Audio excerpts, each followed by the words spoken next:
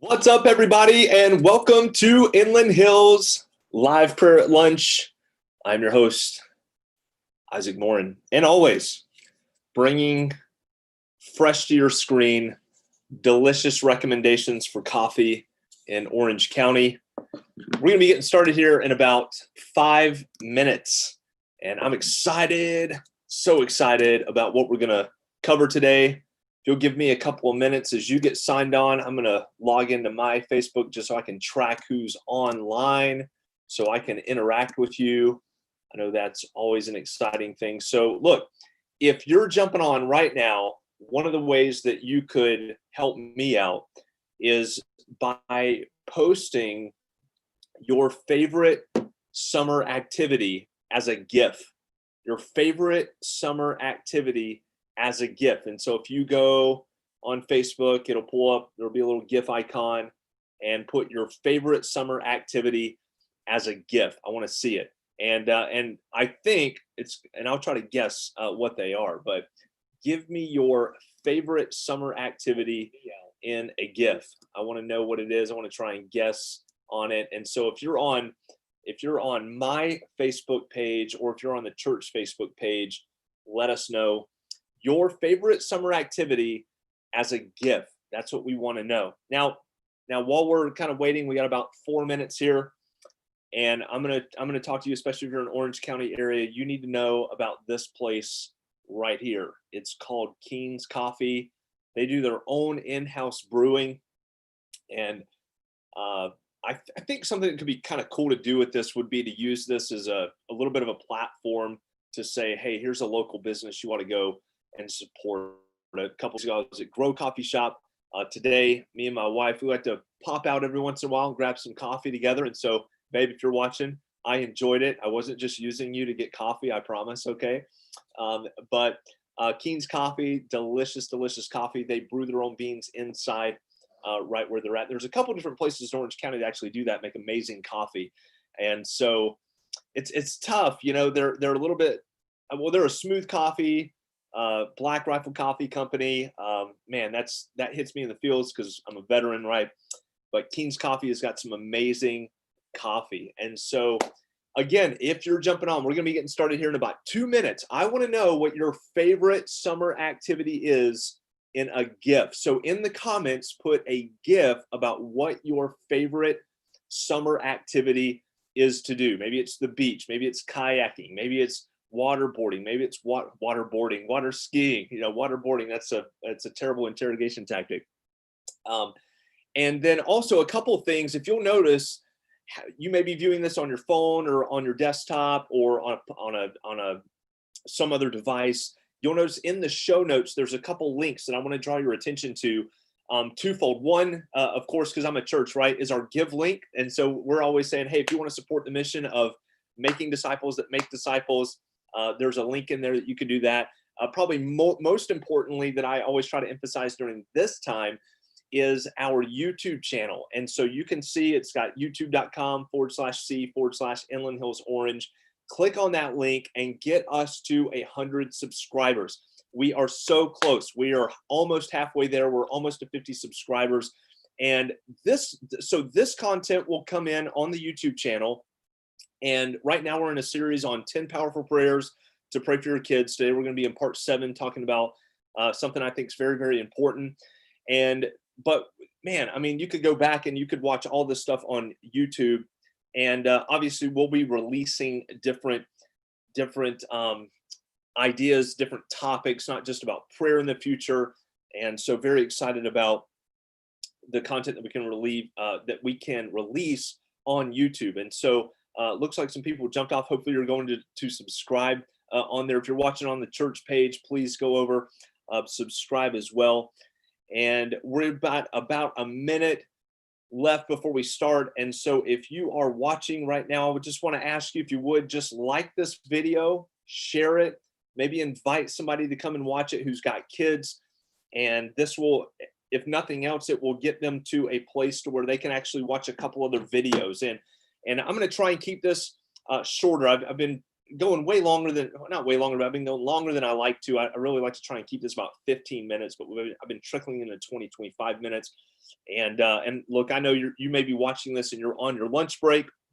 And so I don't want to suck too much of that out, because I know you want to eat and rest and relax and refocus for the second half of your day. So real quick again, man, nobody's putting gift comments in the favorite activities, man. That's a bummer, but that's okay. We're going to drive on here. So today, what we're going to talk about 10 powerful prayers for your kids, and this is part 7. Yesterday, we talked about praying for your kids and praying for their spouse, and I got a lot out of that just in remembering what are some critical areas that I always want to focus on and try to remain focused on in my marriage. And so hopefully, whether you had kids or not, that was something that helped you in your life. Today, what I wanted to talk about was character, praying for your kids' character. And you might be like a lot of parents, where it's like you're looking at your kids and you're like, do they have any character?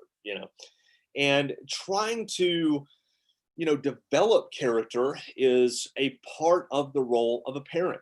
And praying is where we have, again, just like yesterday, prayer gives us the opportunity in which you and I can get God involved in an area that we really can't tap into.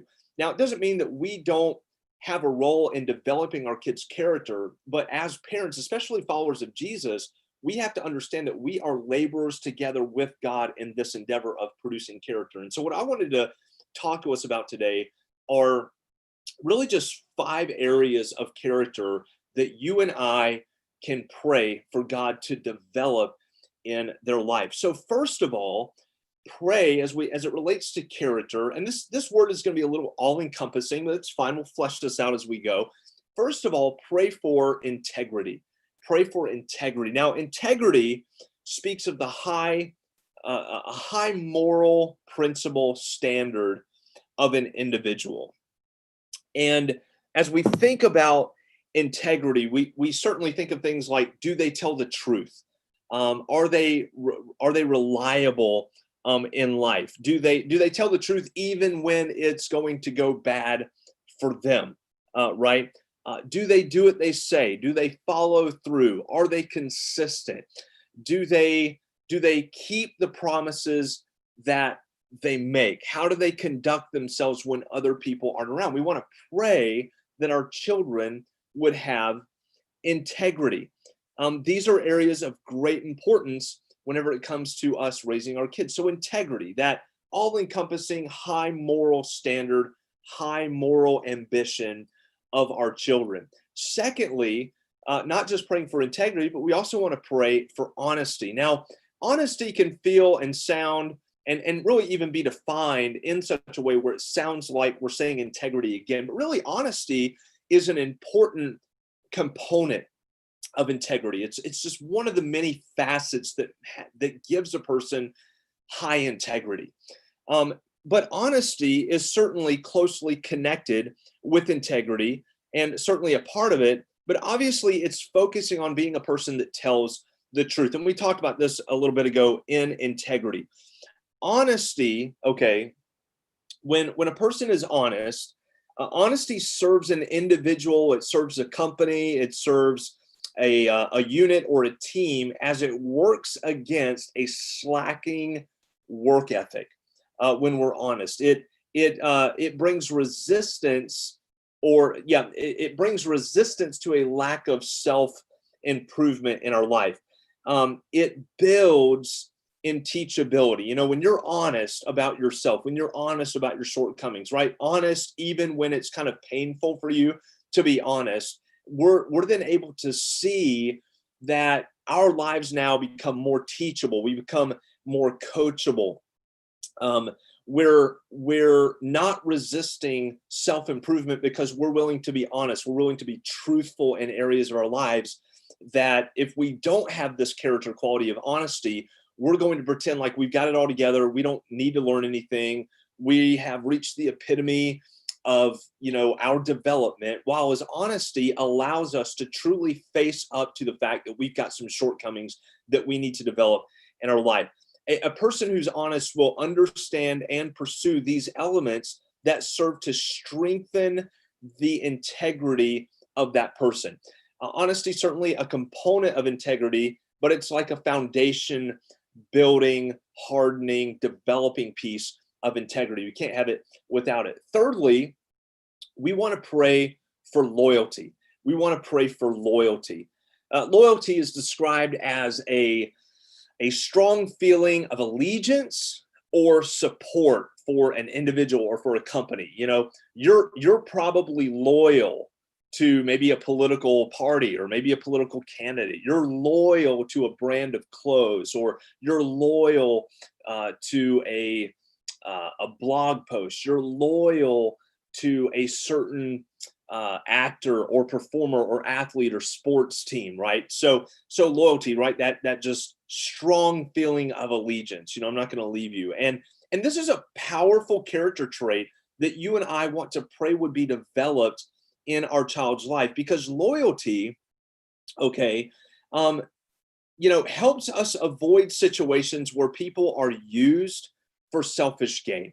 When we're loyal, we're not looking to use people, we're looking to support people. When we're loyal, we're going to be guarded against manipulating people for our own selfish motives. When we're loyal to people, it helps us avoid situations, again, where people are manipulated, and it helps to undergird and strengthen the quality of honesty and integrity. And so we want to pray for loyalty in our children. Fourthly, we want to pray for the character trait of self-sacrifice. Self-sacrifice. Self-sacrifice, pretty self-explanatory, right? It's the giving of oneself for the benefit of another individual. And as we think about self-sacrifice, this quality brings such an awesome dynamic into our lives. You know, when we have the character trait of self-sacrifice in our work life, people are inspired by that. When we go to work and we're self-sacrificial, people are motivated by that. They're encouraged by that.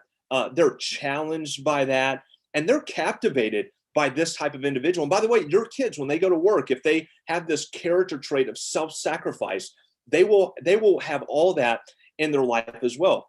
In our parenting, self-sacrifice, our kids will have a profound model given. You can think about your parenting. I was raised by great parents. But even then, just having that aspect of self-sacrifice being laid out there consistently is such a powerful model for our parenting, because you think about your kids, right? As we go into self-sacrifice mode in our parenting, certainly they have a great model given, but they're nurtured. When we self-sacrifice, our kids receive nurture they wouldn't have received. They receive their emotional needs being met as we self-sacrifice some things. We give up some things that are important to us, and we meet emotional needs in their life. Next, we would see that their relationships with our kids will be broadened and deepened as we self-sacrifice in our marriages. Think about self-sacrifice in relationships. We see that our spouses become empowered by us becoming self-sacrificial in our actions. We see that trust is deepened with our spouse. We gain relational stock in our marriage whenever we go and we become self-sacrificial in our life. They feel more appreciated in the marriage, and the connection is deep. And to be honest with you, onlookers, right, of those relationships will kind of look and be like, man, what is your secret? I just don't understand how you guys are so close, how you have this intimate, connection with one another, how it's as deep as it is. And it's based on this character quality of being self-sacrificial. And so we want to pray that our kids would anchor into this, as they continue to grow, because you know what? They're going to have a job and they're going to work with people. They're going to have relationships, whether that's romantic, marriage, or just close relationships. And these qualities, they may have kids one day. And this quality, this character trait of self-sacrifice will be a tremendous asset in their life. And then next, we see the character trait of accountability. Now, this is the responsibility that all of us have to explain, justify, and take responsibility for a person's actions. I don't know about you, but man, we could use a lot more of that in today's culture, where people are taking responsibility for what they said, taking responsibility for what they did, taking responsibility for how they acted, taking responsibility for poor decisions that they make. And this is a massive piece of character building as we think about praying for our children, and praying specifically that they would grow in their ability to be accountable, that they would be willing to take responsibility to explain and justify their actions that they took, whether they're good or bad. Because you and I know this, right? People are going to call into question what we do when we do the right thing. And accountability is important. And people are going to hold us accountable and want to hold us accountable whenever we do wrong things. And in both instances, we want to pray that our children be the type of people that are self-accountable when they do the right thing and can articulate and explain why they've done what they've done, even if there's, consequences to follow. But also when they do the wrong thing, man, I want my kids to be like, you know what? Yeah, that's a blemish. And I own that. And I'm going to fix that. I'm going to correct that in my life. And with this dynamic, we make ourselves available to the scrutiny of other people that love us and not only want the best for us, but they want God's best for us. Look, if you struggle with accountability, your kids are going to struggle with accountability. And a big question to ask yourself is, am I resisting accountability because I just don't want to have it? Or are people in your life that are giving you feedback really not interested in your future?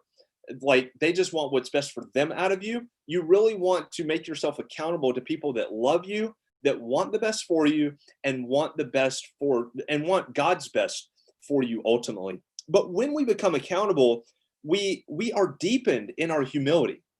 We're deepened in our humility because we've made ourselves available to some criticism and some feedback. And so we learn humility through this character trait. We also grow in mercy as we deal with others. It's a tough thing to become self-accountable to people and take that criticism or that feedback and then go to someone else and just treat them like dirt. Because when someone gives you some constructive feedback, or they kind of hit a chink in your armor a little bit, and they call something out that's not great about your character, well, then when you turn around and give that to somebody, what's going to happen, because you've made yourself accountable. You're going to remember the approach that they used, and you're going to remember maybe and think about the approach you would have preferred. And so this character trait of being self-accountable with our kids is something great, because they'll learn humility, they'll learn mercy with other people, they'll also gain more understanding about what grace looks like to give to other people. And we're also able to experience powerful areas of growth that we would otherwise miss out on. Never ever sacrifice, never ever give up the opportunity to become accountable to people that love you, that want the best for you, and want God's best for you in life. And then lastly, wrapping up here, trying to try and keep on our timeline, is that of self-control. The character traits, we pray for our kids' character. We want to pray for this character quality of self-control. This is the ability to exercise restoration or control over one's feelings, emotions, and reactions. It's been said that life is, 10% of what happens to you and 90% of how you respond. And one of our huge prayers, because look, your kids, my kids, are walking into a world that's not going to treat them fair, not going to treat them right, not going to want to do the right thing. They're going to make decisions that are honoring Jesus, Lord willing, versus the culture, and they're going to get some pushback. And in that moment, they need to be able to self-control, certainly for the sake of their own emotional and mental well-being, but also for the sake of being an ambassador and on mission for Jesus and the gospel. And whenever we exercise self-control and our kids learn to do this as we pray for them, it gives us that winning feeling. There is just something about you and I being able to rein in ourselves that just makes you feel 1,000% better. I mean, think about the days, where you got up and just made your bed, right? There's a whole talk with the Navy SEAL saying, you want to change the world, go make your bed. And he's got a great point, because that's an element of self-control. That's an element of self-discipline. And being self-disciplined, having self-effort, having self-control is one of the most rewarding things that you and I can pray for and develop in our kids. Why? Because the hardest person to lead in the world is you. The hardest person's feelings to deal with are yours. The toughest temper to control is you. It's mine. Why? How do I know that? Because my temper is the hardest thing for me to control. The toughest person to get out of bed is you. And so self-control gives us this ability, this mindset, this mentality, this attitude that if I can master myself, I can master my world. If I can master myself, there's nothing that I can't dominate. There's nothing that I can't conquer. And so as we pray for our kids' character, pray that they grow in integrity, pray that they would grow in honesty, pray that they would grow in loyalty, pray that they would grow in self-sacrifice, pray that they would grow in accountability. And number 6, pray that they would grow in self-control.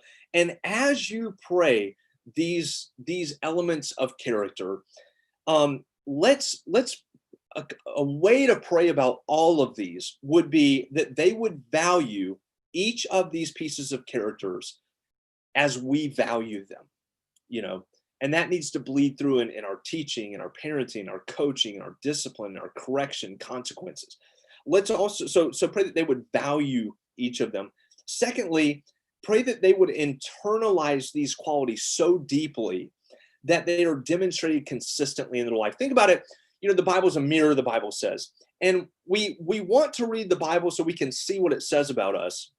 But discipleship is the practice, is the implementation of moving from mirror to window. And this is what we're talking about. We want to see these qualities. We need to show them these qualities so they can see areas in which they're lacking. But we want to shift them to be windows of these character traits, to where when people look through their life, they see integrity, they see honesty, they see self-control, they see accountability. Thirdly, as you pray about all these character traits, pray that they would see these qualities taught, demonstrated, praised, rewarded, valued in and by us as parents. Fourthly, pray that as they pursue and act on these qualities, that they would be promoted and given more influence to push these qualities into those that they work and live alongside of. And then lastly, pray that they would stand courageously, tactfully, and wisely in opposition to those who do not demonstrate these qualities or demonstrate the opposite of these qualities. Character is a powerful thing. Again, a friend of mine, Jason Brown, yesterday was talking about this, and I love how stuff dovetails so often like this, but he was talking about, character is far more valuable than charisma and competence. Know things and have a gifting, but if your character is not intact, it will eat those other two every day of the week. Character counts, character matters. Pray for your kids' character.